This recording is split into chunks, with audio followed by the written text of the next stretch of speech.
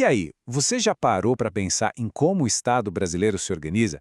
Parece um quebra-cabeça, né? Cheio de nomes, siglas. Mas olha, entender isso é fundamental para sacar como o país realmente funciona. Então, bora mergulhar de cabeça nisso e colocar cada peça no seu devido lugar. Essa é a pergunta que não quer calar, não é mesmo? A gente vive ouvindo esses termos por aí, no jornal, na internet, mas, na prática, a diferença entre eles pode parecer meio confusa. O nosso objetivo hoje é exatamente esse: acabar com a confusão e deixar tudo bem claro. Para a gente conseguir responder essa pergunta, a gente tem que começar do começo, pelo básico. Pensa só, o Estado tem um caminhão de responsabilidades, certo? Para dar conta de tudo isso, ele se divide em dois grandes braços. Esse é o ponto de partida que vai clarear todo o resto. E aqui está ela, a grande divisão. De um lado, a gente tem a administração direta, que é, digamos, o coração do governo. A União, os estados, os municípios, é o cérebro de toda a operação. Do outro lado, a gente tem a administração indireta. É aqui que o Estado cria novas pessoas, sabe? Novas entidades, com vida própria, para cuidar de tarefas mais específicas. Isso se chama descentralização. É um jeito de deixar a máquina pública mais ágil e focada em missões bem definidas.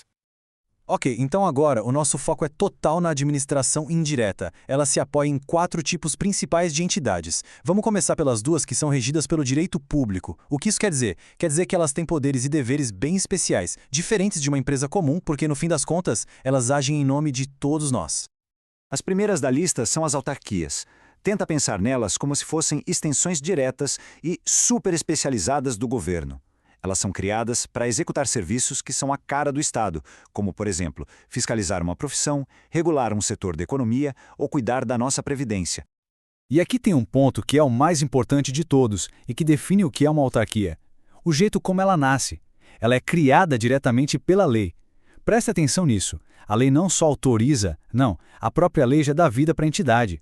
É por isso que ela tem os privilégios, como não pagar impostos, e os atos dela têm o poder de imposição, de obrigar mesmo.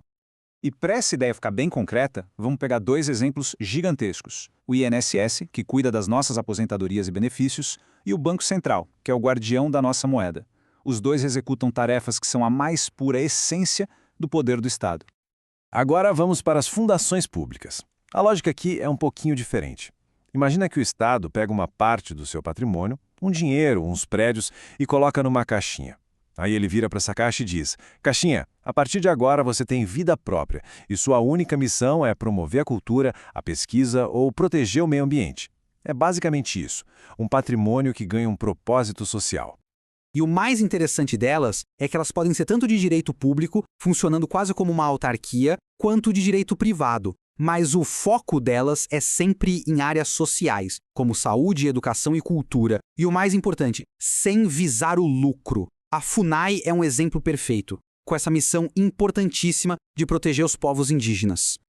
Muito bem, agora a gente vai entrar num campo um pouco diferente. Vamos falar das entidades que, apesar de pertencerem ao Estado, jogam com as regras do mercado. Elas são regidas pelo direito prisado, o que significa que elas operam de um jeito bem mais parecido com uma empresa particular qualquer. Bom, o nome já entrega bastante, né? São empresas que pertencem ao Estado, criadas para atuar na economia, seja competindo de igual para igual no mercado ou oferecendo um serviço público que pode ser cobrado, como é o caso dos Correios. O detalhe fundamental aqui que você não pode esquecer é o capital. Ele é 100% público. Não entra um centavo de grana privada. E tem outra diferença crucial em relação às autarquias. Lembra delas? A lei aqui só autoriza a criação.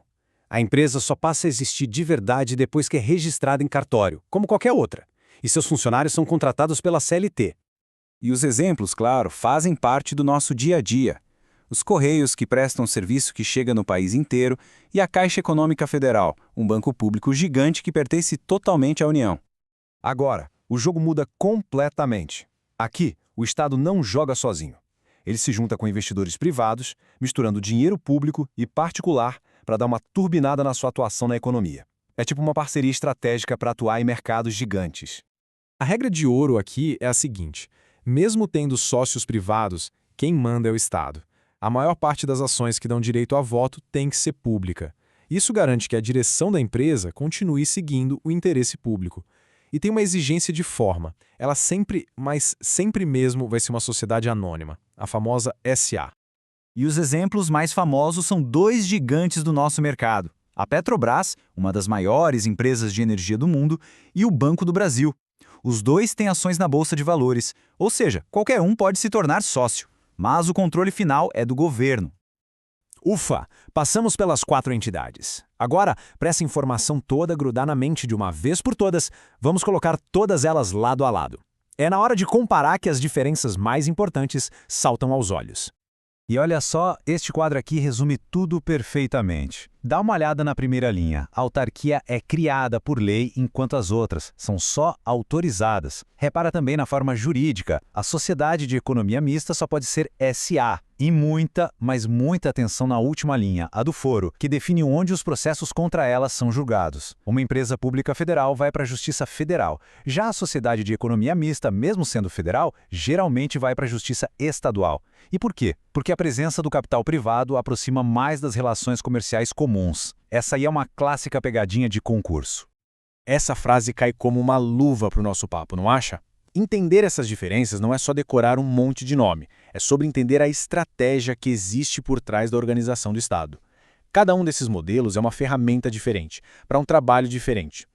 E é exatamente por isso que esse conhecimento é tão poderoso, principalmente para quem estuda para concursos.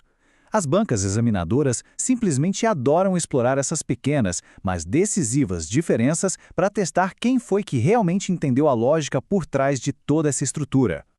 Com tudo isso que a gente viu, fica uma reflexão final no ar. O que é melhor, uma autarquia, que é mais rígida, ou uma sociedade de economia mista, mais flexível? A verdade é que cada modelo tem seus pontos fortes e fracos. Não existe uma resposta fácil, mas pensar sobre qual deles serve melhor à sociedade em cada situação, bom, esse é o próximo passo para a gente entender de verdade o nosso Estado.